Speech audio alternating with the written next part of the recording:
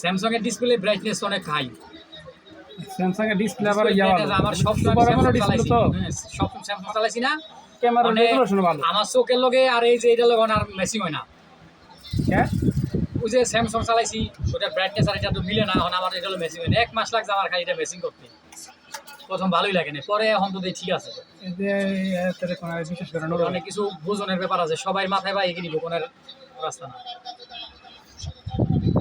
IPhone তাহলে কান্দি তো দিবা না কি আইফোন সম্পর্কে কি করবেন?